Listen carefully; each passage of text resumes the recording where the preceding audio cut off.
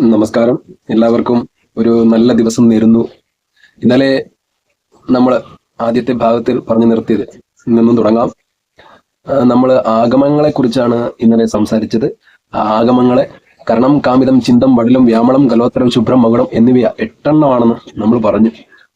അപ്പം അതിൽ നിന്നാണ് നമ്മൾ അവസാനിപ്പിച്ചത്. പിന്നെ കുറെ ഈശ്വരാരാധനയെക്കുറിച്ചും ഈശ്വരാരാധന എങ്ങനെയാ ചെയ്യേണ്ടതെന്നതിനെ കുറിച്ചും ഒക്കെ ഉള്ള ചിന്ത ഇപ്പോഴത്തെ ജനറേഷൻ ആയാലും മുമ്പത്തെ ജനറേഷൻ ആയാലും ഉള്ള ചിന്തകളുടെ അടിസ്ഥാനത്തിൽ അത് ചെയ്യുന്ന രീതി ശരിയാണോ എന്ന് കൂടി നമ്മൾ പറയുകയുണ്ടായി. അപ്പോൾ അതിന്റെ തുടർച്ചയായിട്ട് 2ാമത്തെ ഭാഗമാണ് നമ്മളിവിടെ പറയാൻ വിധാനങ്ങൾ.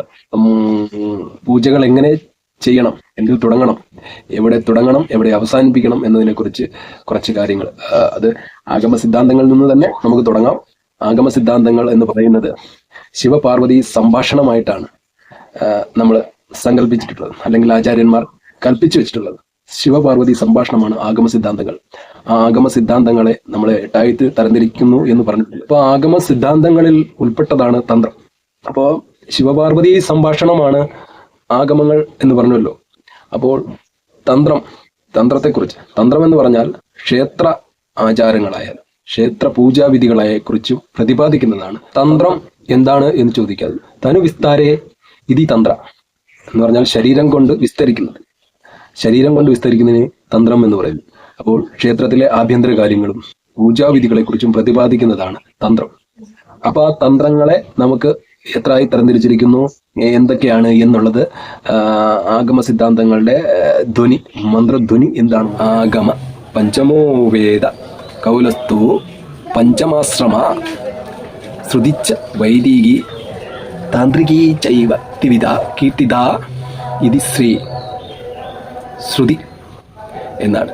അപ്പോൾ ആഗമങ്ങളുടെ മന്ത്രോച്ചാരണം അല്ലെങ്കിൽ സിദ്ധാന്തം ഇതാണ്. അപ്പോൾ നമ്മൾ ആഗമങ്ങളെക്കുറിച്ച് വൈദിക പഠനം നടത്തുന്നത് ആദ്യം ചെയ്യേണ്ടത് ഈ മന്ത്രങ്ങൾ പഠിക്കുക, ചൊല്ലുക എന്നുള്ളതാണ്. തന്ത്രത്തിന്റെ ഉത്ഭവസ്ഥാനം എന്നതിന് തെളിവാണ് ഈ ശ്ലോകം. പഞ്ചമവേദമായ ആഗമങ്ങളെ ദൈവികമെന്നും താന്ത്രികമെന്നും 2ആയി തരംതിരിച്ചിരിക്കുന്നു. അപ്പൊ എത്രയായി തരംതിരിച്ചിരിക്കുന്നു? ദൈവികമെന്നും താന്ത്രികമെന്നും 2ആയി പഞ്ചമവേദ ആഗമങ്ങളെ 2ആയി തരംതിരിച്ചിരിക്കുന്നു. പൂജകളും ചെയ്യുന്നതിനെ കുറിച്ച് പ്രതിപാദിക്കുന്നതാണ് തന്ത്രശാസ്ത്രം. പിന്നെ വൈദിക ശാസ്ത്രം എന്ന് പറയും. അത് പണ്ടുള്ള ഒരു ബ്രാഹ്മണ വിഭാഗം അല്ലെങ്കിൽ താന്ത്രിക വിഭാഗം എന്നൊക്കെ പറയുന്ന ആ ഒരു വിഭാഗം ഈ തന്ത്രശാസ്ത്രമല്ല അവർ ചെയ്തുകൊണ്ടിരുന്നത്, വൈദികത്തിലൂടെ ഉള്ള ശാസ്ത്രങ്ങളായിരുന്നു. പക്ഷെ അത് ഭയങ്കര ചിലവേറിയ സംഭവങ്ങൾ ആണ്, അല്ലെങ്കിൽ അത് കട്ടിയായിരുന്നു വൈദിക ശാസ്ത്രം എന്ന് പറയുന്നത്. അപ്പൊ ആ വൈദിക ശാസ്ത്രങ്ങളെ അന്ന് അംഗീകരിക്കാൻ തന്ത്രശാസ്ത്രങ്ങളെ വൈദിക ശാസ്ത്രജ്ഞന്മാർക്ക് അംഗീകരിക്കാൻ കുറച്ച് പ്രയാസങ്ങൾ ഉണ്ടായിരുന്നു. അപ്പൊ പ്രയാസങ്ങൾ ഉണ്ടായിരുന്നെന്നുണ്ടെങ്കിലും പക്ഷെ അവര് പിന്നീട് ഈ തന്ത്രശാസ്ത്രത്തിലോട്ട് വന്നു. കാരണം ഇത് ഇച്ചിരി ഈ തന്ത്രശാസ്ത്രം എന്ന് പറയുന്നത് കുറച്ചുകൂടി ലളിതവും കുറച്ചുകൂടി എളുപ്പം ചെയ്യാവുന്നതും അല്ലെങ്കിൽ കുറച്ചുകൂടി പെട്ടെന്ന് ഈശ്വരനിലേക്ക് എത്തുന്ന ഒരു ഇതുമായിട്ട് മാറി എന്ന് പറഞ്ഞാൽ അപ്പൊ അവർ ഈ വൈദിക ശാസ്ത്രത്തിൽ അത് ചെയ്യുന്ന രീതികൾ എന്ന് പറഞ്ഞാല് ഒരുപാട് മുമ്പോട്ട് പോകണം, ഒരുപാട് കർമ്മങ്ങളും ഒരുപാട് കാര്യങ്ങളും. അപ്പൊ ഋഷിവര്യന്മാരൊക്കെ ചെയ്തിട്ടുണ്ടിരുന്നത് അവര് ഈ വിഗ്രഹാരാധന വരുന്നതിന് മുമ്പ് എന്ന് പറഞ്ഞാൽ വിഗ്രഹാരാധന വരുന്ന ആ സമയത്തിന് മുമ്പ് ചെയ്തുകൊണ്ടിരുന്ന രീതികളാണ് ഇങ്ങനെ തുടർന്ന് വന്നുകൊണ്ടിരുന്നത് വൈദിക ശാസ്ത്രം. അപ്പൊ അതിൽ നിന്നും തന്ത്രശാസ്ത്രം വളരെ വ്യത്യസ്തപ്പെട്ടിരുന്നു. എളുപ്പമാർഗത്തിൽ ഈശ്വരാരാധന ചെയ്യാം അല്ലെങ്കിൽ ഈശ്വരനിലോട്ട് എത്തിച്ചേരാം എന്ന് കരുതി. അപ്പൊ അത് മുമ്പുള്ള വൈദികർ അല്ലെങ്കിൽ തന്ത്രങ്ങൾ ചെയ്യുന്നവർ അത് അംഗീകരിച്ചിരുന്നില്ല. അപ്പോൾ പിന്നീട് പിൽക്കാലത്ത് അംഗീകരിക്കേണ്ടി വന്നു.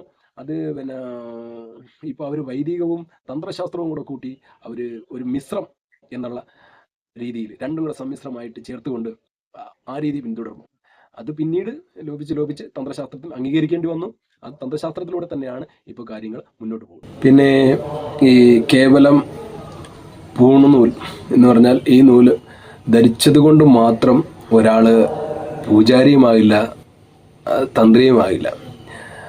ആ പൂജാരിയാകണമെങ്കിലും തന്ത്രിയാകണമെന്നുണ്ടെങ്കിലും യാഥാർത്ഥ്യങ്ങളെ മനസ്സിലാക്കി ശരിയാവണ്ണം ഒരു ഗുരുവിൽ നിന്നും ശിഷ്യത്വം സ്വീകരിച്ച് ആ ഗുരുവിൽ നിന്നും അഭ്യസിക്കുന്ന ഒരു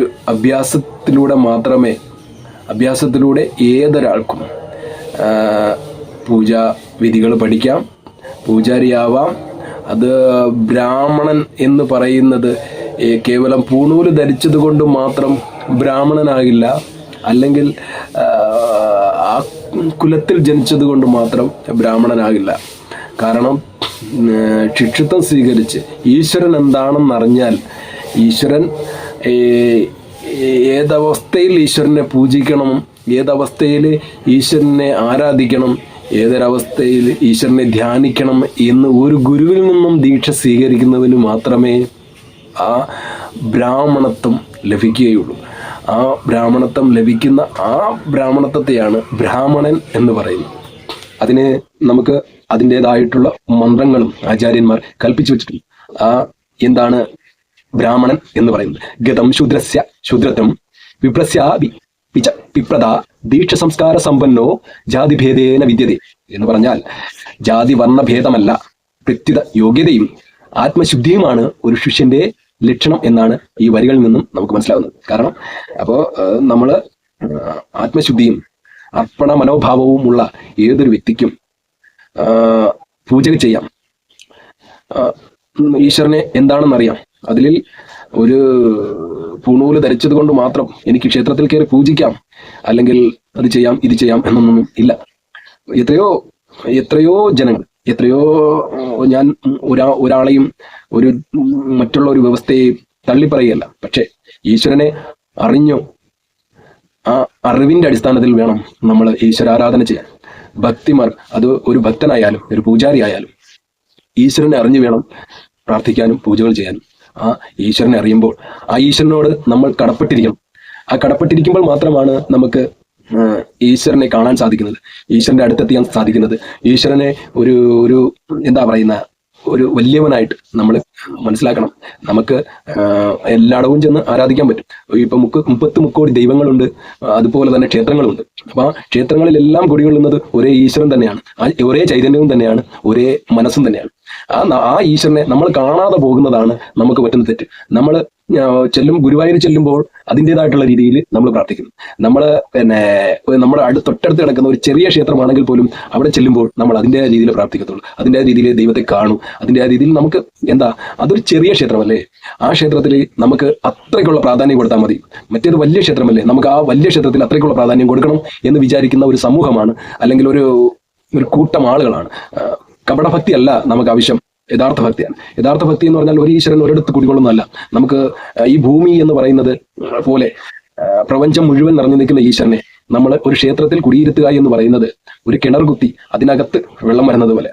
മനസ്സിലായി? നമ്മൾ ഈ ഭൂമിയിൽ എല്ലായിടത്തും ജലമുണ്ട്, നമുക്ക് പക്ഷേ തോന്നുന്നിടത്ത് എന്ന് ജലം എടുക്കാൻ പറ്റുമോ? ഇല്ല. അപ്പൊ നമ്മളൊരു കിണർ കുത്തിയാൽ ആ കിണറിനകത്ത് നമുക്ക് ഇഷ്ടംപോലെ വെള്ളം കോരി കുടിക്കാൻ പറ്റും. അപ്പോൾ അതുപോലെയാണ് ക്ഷേത്രങ്ങൾ എന്ന് പറയുന്നത്. നമുക്ക് ആരാധിക്കാൻ ഒരു ക്ഷേത്രം ഉണ്ടാക്കി, ഒരു തൊട്ടടുത്തൊരു ക്ഷേത്രം ഉണ്ടെങ്കിൽ അതൊരു കിണറാണ്, നമുക്ക് ദാഹം മാറ്റുന്ന, നമ്മുടെ ജീവൻ നിലനിർത്തുന്ന ഒരു കിണറാണ് എന്ന് വിചാരിച്ച് ആ കിണറിൽ നിന്നും വെള്ളം കോരി കുടിക്കാൻ നമ്മൾ ഒരു തൊട്ടി ഉണ്ടാവണം. ആ തൊട്ടിയാണ് നമ്മുടെ ഭക്തി എന്ന് പറയുന്നത്. ആ ഭക്തിയിൽ നമ്മൾ കാപട്യം ഒരിക്കലും പാടില്ല. ഈശ്വരൻ എന്ന് പറയുന്നത് മഹാസംഭവമാണ്, മഹാപ്രസ്ഥാനമാണ്. അപ്പോൾ നമുക്ക് ഇന്നത്തേക്ക് ഇവിടെ ഇത് അവസാനിപ്പിക്കാം. അടുത്ത എപ്പിസോഡിൽ കുറെ കാര്യങ്ങൾ പറയാം. അപ്പൊ ഈ ഈശ്വരാരാധനയും പൂജാവിധികളെയും കുറിച്ച് നമ്മൾ വീണ്ടും സംസാരിക്കുന്നതായിരിക്കും. ഇത് 2ാമത്തെ എപ്പിസോഡാണ്.